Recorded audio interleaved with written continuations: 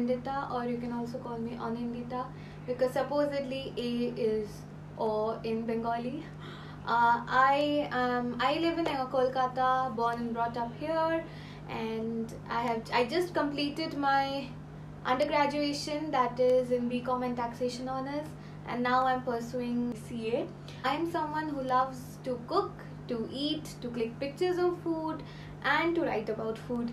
So yeah, that is everything about me. I obviously get all this especially from my father, because he's a great foodie, and yeah, I have inherited the same. Even my mother loves to eat, but my father is a level higher than her or everyone in my family. I have a younger brother too who is very lazy. He loves to cook, he loves to eat, but he is too lazy to start a food blog. So yeah, we are basically a big foodie family.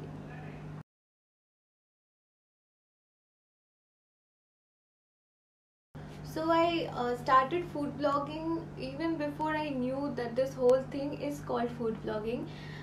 When I was in 11th or 12th standard, and yeah, I say that like I'm too old, or I've given my 12th boards like 10 years back, but no, you know what I mean. So the first thing I did was I started writing reviews on Zomato, and I was very shy to click pictures. So I used to take my father's phone and go to one corner or just hide it, like, I used to hide and take pictures because I was so conscious that people will look at me and laugh at me. Then I met a few people on Zomato who asked me to go and check out their Instagram profiles and follow them.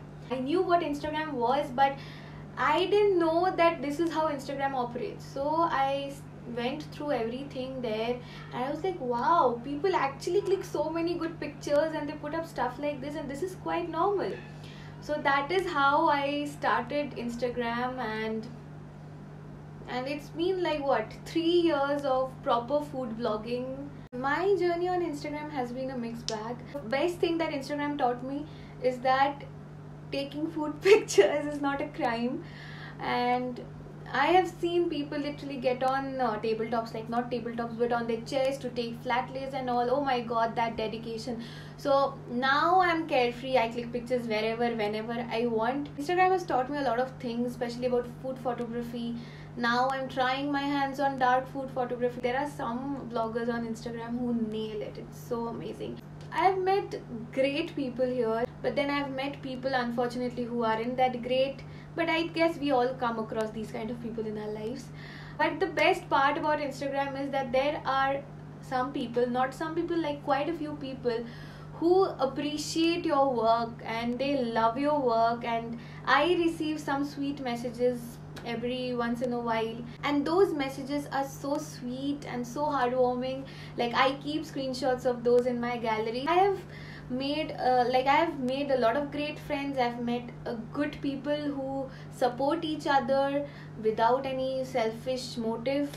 Normally, like, it's how life works, but only that you meet people virtually and experience is more or less the same.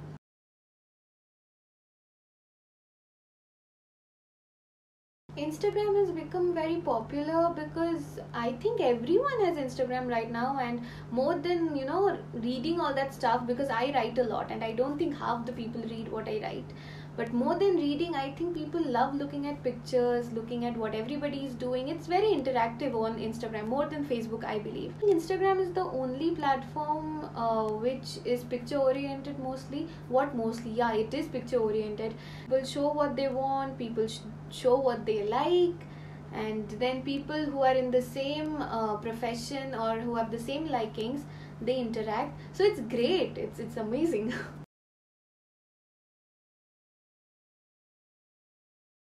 A fast way to gain followers on Instagram? Oh well, I'm not the right person to answer this question, because it took me 2.5 years to get the number of followers I have now. So, and people follow to unfollow, let's just agree to that.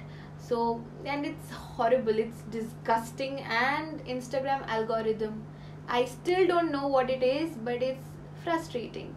Your reach, your engagement, everything is affected by that one thing which I have no clue about. So what I'll say is, be consistent with what you post. At least post once every day. Make your posts attractive, edit properly, interact with your followers, interact with people on Instagram, So yeah, because if you interact with them, they'll interact with you. I think that is the only thing I've done, but mostly I have been posting consistently. So yeah, that is the only thing I believe. So yeah, consistency is the key.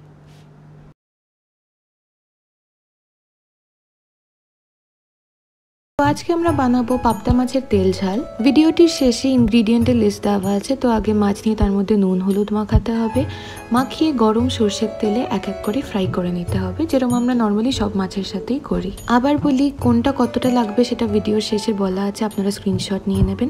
এবার গরম তেলে আমরা নেব কালো জিরে, পেঁয়াজ বাটা, তারপর ভালো করে নাড়তে হবে যতক্ষণ পেঁয়াজের গন্ধটা চলে যাচ্ছে। তারপর টমেটো পিউরি বা টমেটো বাটা, এটারও গন্ধ চলে যাওয়া অবধি আমাদের নেড়ে যেতে হবে।